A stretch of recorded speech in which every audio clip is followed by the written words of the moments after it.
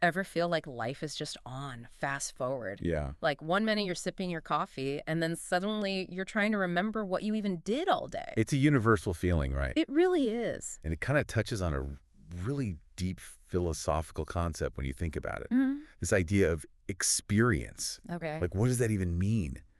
This constant flow of thoughts and perceptions and sensations and feelings. We all think we know what an experience is, Right. but then you try to like define it, put it into words, Mm-hmm. and it's almost impossible. It's true. You try to grab hold of it, Yeah. and it just slips through your fingers, It really does. which is what makes this deep dive so interesting. I agree. We're diving into some really mind-bending stuff today. We're going to be unpacking some excerpts from Brian O'Shaughnessy's Consciousness in the World. Great book. And he really gets at this question. Yeah. What is an experience when you get down to it? And one of the things he argues right off the bat is that it's so much more than just having thoughts. Okay. It's really like the foundation of our consciousness, right? Mhm. How we interact with the world, how we make sense of everything. It's how we experience, well, everything. Exactly. And he even quotes Dylan Thomas in the book, "And I am dumb to tell a weather's wind, how time has ticked to heaven round the stars." Oh. Talk about a poetic way to describe that feeling. Of time slipping away. Exactly. Like it's just whoosh, gone. And O'Shaughnessy would say that that perfectly captures a key point about experience. What's that? It's not static. It's not like a thing you can hold on to. Okay. It's this process, this constant flow, always in motion. So it's more like a river than a photograph. Precisely. Always changing, always moving us forward. The current that connects us to everything around us. I like that. That's a great way to put it.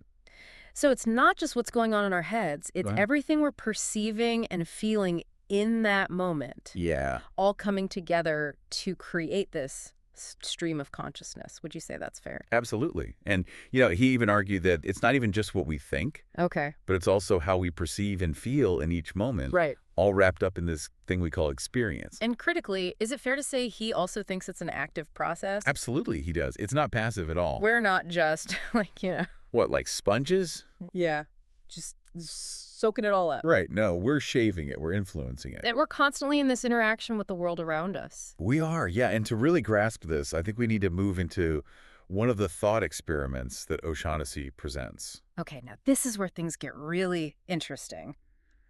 I love a good thought experiment. Let's do it. Hit us with it. What is it?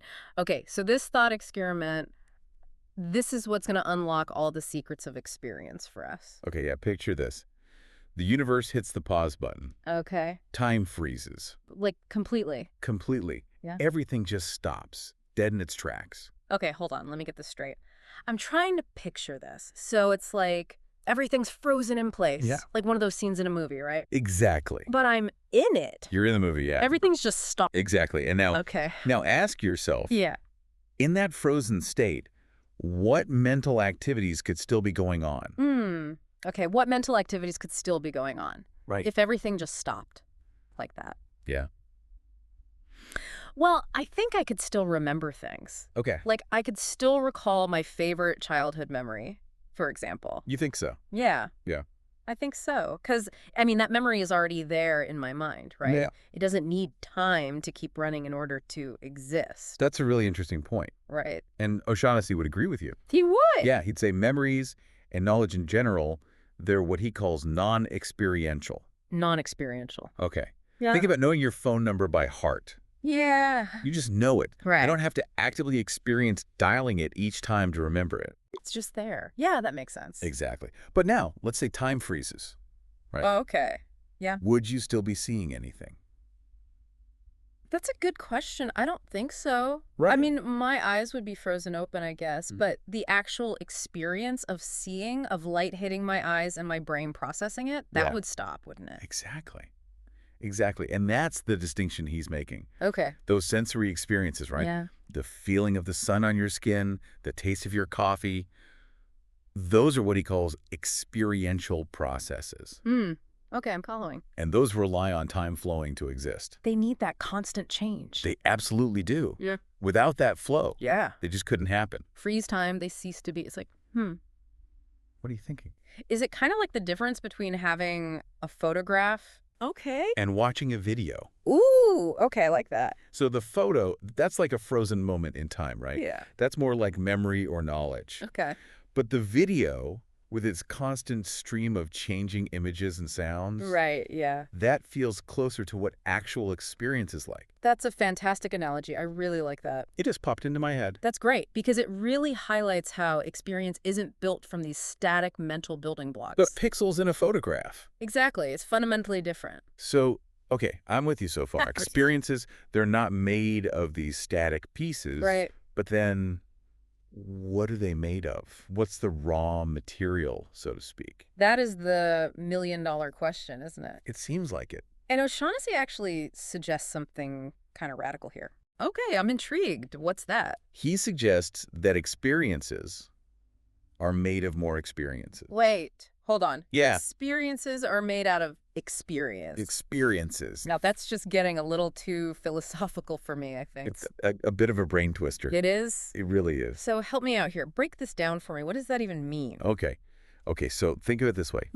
Remembering your phone number, which we talked about. Right. It just is. It just is. Exactly. Right.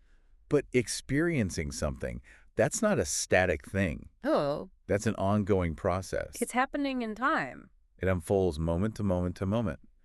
So it's like each experience is woven together Okay. from all of these tiny little fleeting micro experiences. Yeah. I think that's a good way to put it. Yeah. It's not that we experience something first and then we know it. It's more like they're happening at the same time. Yeah. Like the knowing is built right into the experiencing itself. That's a great way to think about it, yeah. And if that's true, wow, that raises a whole other set of questions It does. about how we understand ourselves, how we understand our place in the world. Absolutely. If our experiences are always changing, always evolving, always flowing into one another, does that mean that, like, who we are is also always changing? It's a question worth pondering, for sure. It really is. And it's something that O'Shaughnessy really doesn't shy away from. So if our experiences are always in this flow, always changing, like we've been saying, never quite the same from one moment to the next, what does that mean for how we understand ourselves, like who we are fundamentally? Yeah, it calls into question this whole idea of a fixed self, doesn't it? I see what you mean. If experience is a river, like we were saying earlier, Right. maybe our sense of self is more like the boat that's being carried along by the current. Always moving, yeah. Always being shaped by the waters it travels through. Exactly. So we're not waking up each day as a completely different person. Right. But there's this subtle shift happening all the time Yeah. as we gather new experiences, new perspectives. I think that's a good way to look at it. Wow. And O'Shaughnessy would argue, this doesn't mean that there's no such thing as me or you. Okay. It's not like we're totally non-existent. Right. But it does suggest that we're far more dynamic, far more constantly evolving than we tend to realize. Right. Because we like to cling to this idea that we're the same person we were yesterday Exactly. and the same person we'll be tomorrow. Right. But really, we're always changing. We are. It's this constant evolution, this ongoing process of becoming, And I think that's actually what makes experience so powerful. Okay, yeah. Because it's how we learn, it's how we grow, it's how we connect with the world around us, how we connect with each other. But there's one more really intriguing point that he makes that I did want to touch on. Okay, what's that? So we've talked a lot about how experience is this flow. Right, always moving forward. Always moving forward. But this raises a pretty fascinating question. Let me guess. If experience is always in motion, how can we ever really, truly experience the present moment? Yes, Because it's like trying to grab onto water, right? exactly. It just slips through your fingers. And that's really what O'Shaughnessy is getting at here, is this idea, is our perception of now, of this present moment, is that just an illusion? Whoa, okay. A kind of convenient fiction that our minds create to try and make sense of this constant flow? Wow. That's a lot to unpack right there at the end. It is. It's a big one. Because if that's true, and our experience of the present moment right now is an illusion, what does that mean for our ability to make choices, to have free will, to impact the future? It's almost as if we're living life a half second behind, you know what I mean? It's a very strange thought, isn't it? It really is. And it's something that, he doesn't necessarily offer any easy answers to, but I think he leaves us with a really profound sense of the mystery and the wonder that's inherent in just the very act of experiencing anything at all. It really makes you appreciate those little moments, doesn't it? It does. The taste of your coffee, the feeling of the sun on your skin, all these little fleeting experiences that we take for granted, Right. those might be the most real things we know. Possibly. It makes you think, maybe the key is to kind of embrace that fleeting nature, Hmm. to embrace the flow. And maybe that's how we can unlock a richer, even more meaningful experience of life. I like that. Well said. And on that note, this has been quite the deep dive. It has. It really has. I think I might have to go for a long walk and just contemplate the nature of reality for a bit, I think that's a great idea. and maybe grab a really, really good cup of coffee along the way. Yes. Ugh. You deserve it after all that. Exactly. I need that little sensory experience. And to our listeners, we want to hear from you. What resonated with you in this deep dive? What are your thoughts on this whole idea of experience as a flow? Head over to social media and share your reflections with us using hashtag the deep dive.